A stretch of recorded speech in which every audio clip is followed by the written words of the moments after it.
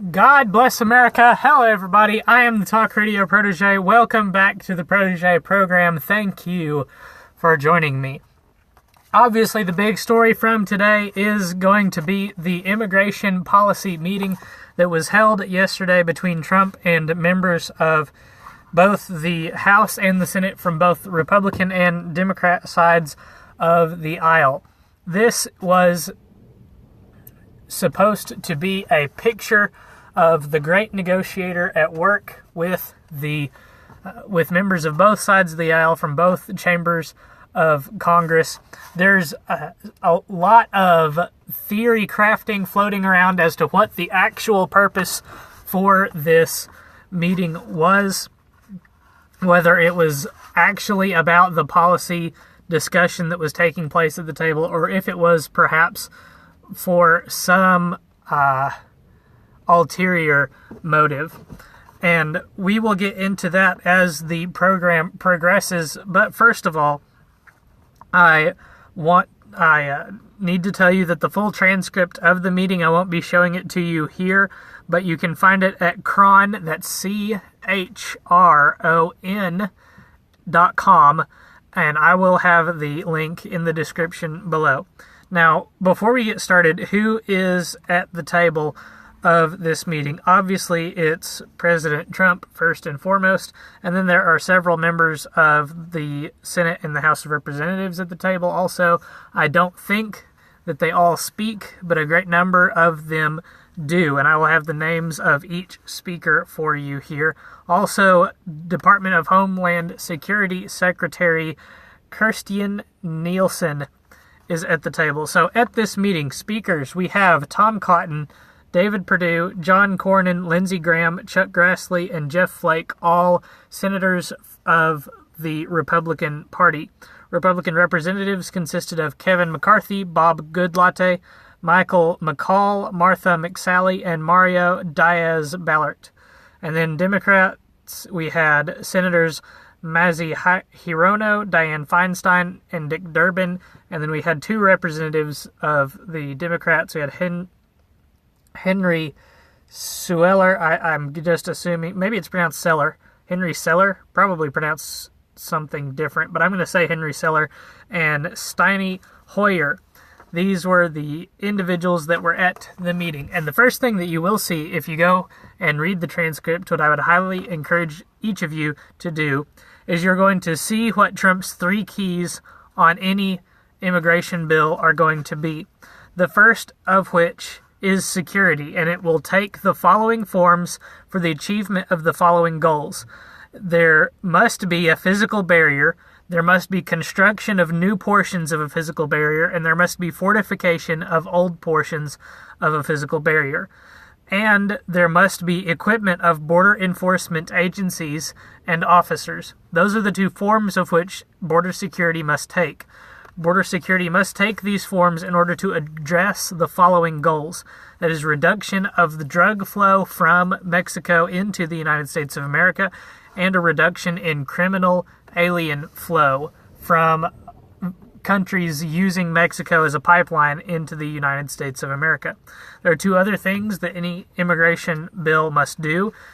One is to end chain migration, the migration policy that was adopted in the 60s, spearheaded by Senator Kennedy, and commonly known as chain migration, where any immigrant that comes into this country successfully, legally, now allows their family members to immediately jump the line. Those family members then are allowed to bring their family members up the line. Those family members are now allowed to bring their family members up the line.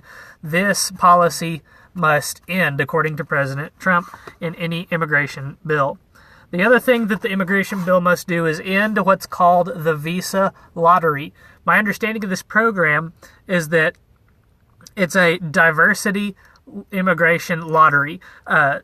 Certain number of immigration visas are provided on a lottery basis to specific countries, and the way that the president spelled it out in the meeting made it sound like those countries select their own members of their own country to participate in this diversity visa lottery program. Whether or not that is accurate, certainly this policy also needs to end, as it is not filtering the immigrants that we are taking in from these countries, but rather is just taking in whatever participants happen to roll through the door. This is obviously not a good thing, because some immigrants of certain countries are going to be less compatible with the United States of America than others.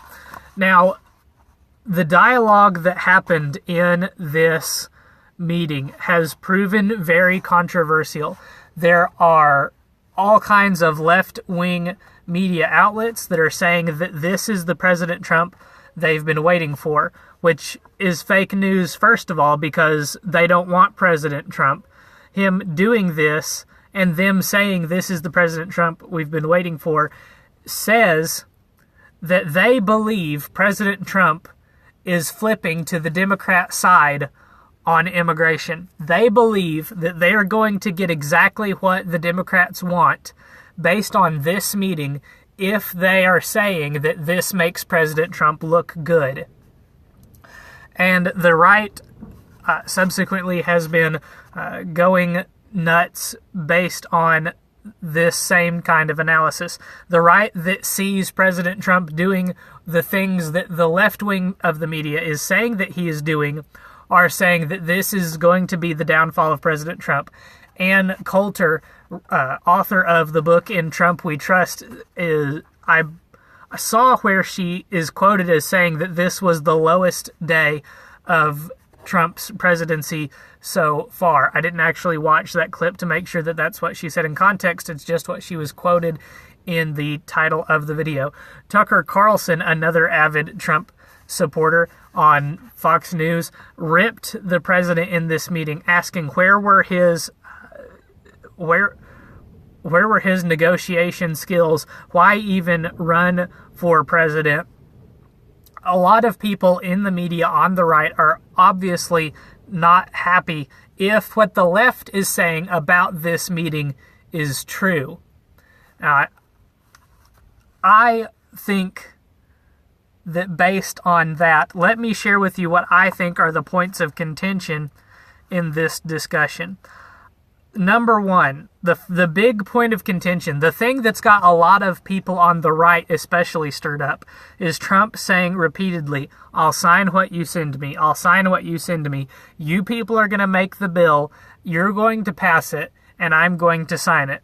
And it seems to suggest, on one hand, that Trump would sign even a bill that does the opposite of what he promised in the campaign. But is this actually what he is saying? In the full context of this meeting, Trump has stated that those three items that I read to you earlier are must-haves in any immigration bill. He states repeatedly throughout the meeting that there is no deal on DACA without the wall. And I think that some of the other left-wing media outlets have caught on to this, because I saw in multiple places, even just looking for this image to represent the meeting for you all, I saw multiple headlines that said X number of times Trump contradicted himself in this meeting. Trump sends mixed signals in immigration policy meeting, and so on and so forth. The left is obviously confused on what President Trump's message was from this meeting, and I think that the right is getting caught up in a little bit of the left's reporting, at least the personalities that have appeared on Fox News. Now, the other thing that this statement, I'll sign what you send me, seems to be suggesting is that Trump now trusts the swamp. I'm getting this point of contention, this analysis of this point of contention directly from Tucker Carlson. It seems to suggest that Trump now trusts the people that he's decried as the swamp for the entirety of the campaign to hand him a bill that is remotely consistent with his campaign platform. And I think a person like Tucker Carlson reads this analysis reads this part of the conversation in this way because he knows that the swamp's default setting when it comes to immigration reform is amnesty. Immigration reform is code for amnesty 9 times out of 10. When the Gang of 8 bill got started in the Senate a few years ago, back when Obama was president, it very quickly got to path to citizenship, amnesty for illegally immigrating, and even one of the initial sponsors of the bill backed out of supporting the bill in the ninth hour before the bill was voted on.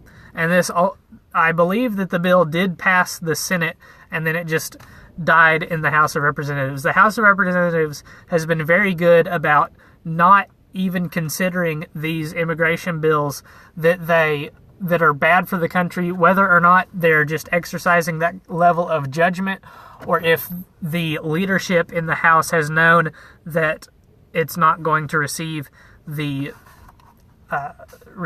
support that it needs to pass the House.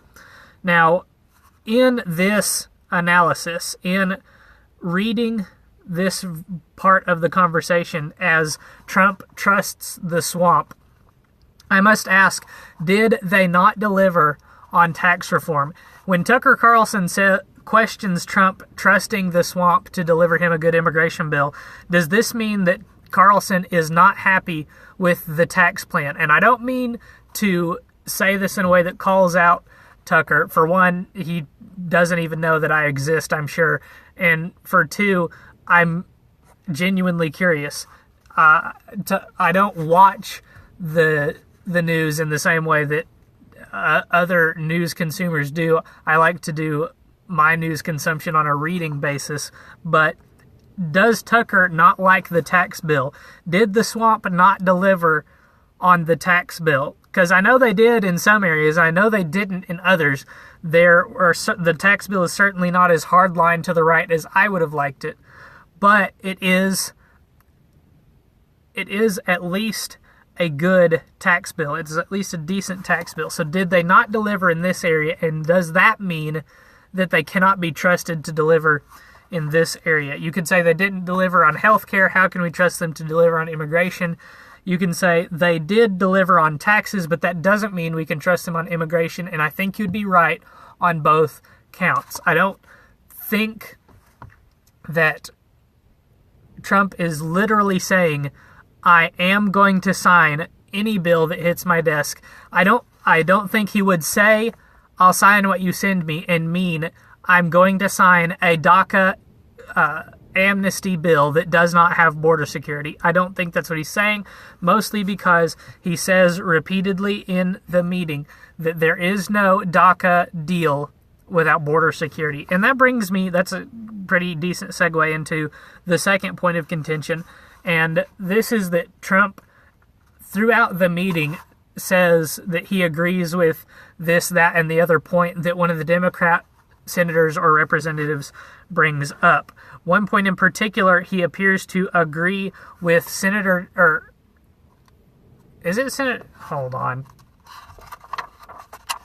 Yes, with Senator Dianne Feinstein, of all people, on a path to citizenship for DACA, or a clean DACA bill, or doing something on DACA that allows those aliens to stay, that would eventually fast-track them to becoming citizens, which fast-tracks them to becoming Democrat voters,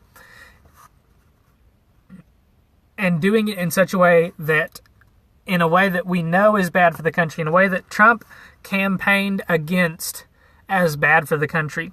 And again, I think that Trump repeatedly saying there is no DACA deal without a wall, with Trump making the point in the beginning of the meeting about these are the keys to an immigration deal. This is what I need in the immigration bill.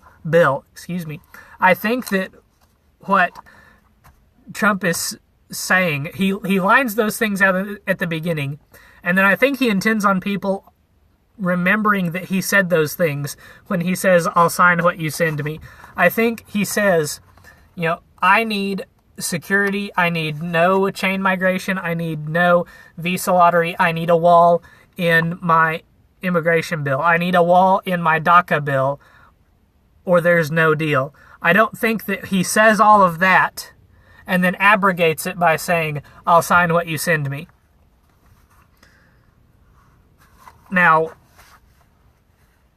I don't think we're to the point where Trump has become the swamp. I think he's certainly, beginning to get the hang of the political realm. I think he's starting to get the sense of political jargon, but there are still some instances where Trump will say a political word and you know that he doesn't mean what any other politician would mean. When Dianne Feinstein says, I want a clean DACA bill, she means she wants immigration for the illegal immigrants and nothing else in the bill. She wants a bill that fixes the DACA situation. And remember, in her mind, the DACA situation gets fixed when those illegal immigrants are amnestized. And she doesn't want anything else touching that bill. But when Trump says, I want a clean DACA bill, he then says there's no deal without the wall. Trump wants DACA to get taken care of. He wants those illegal immigrants to be taken care of. And he knows that, he thinks anyway, that he can get a wall in exchange for taking care of the DACA participants. Now, I would love to hear what your thoughts are on this issue. Please go read that transcript. Make sure I didn't take anything out of context. Make sure there's nothing key that I missed as part of my analysis. And most of all, let me know what you're thinking. Thank you for watching this video. I hope that you enjoyed it. If you did, why don't you leave a like, maybe even subscribe and hit the bell for notifications so that you don't miss a single video. I have decided to upload the next movie review tomorrow. It's coming at 9 a.m., which is not a normal upload schedule time for me. So make sure, if you're interested, that you hit the bell for notifications. Also, you'll want to subscribe so that you don't miss other videos like this one, where we're doing the political analysis, where we're talking about the big stories of the day, where we're getting into the media's spin on the issues and what is really going on in each of these stories. So again, thank you for watching. I hope that you'll come back next time. And until then, good night and God bless.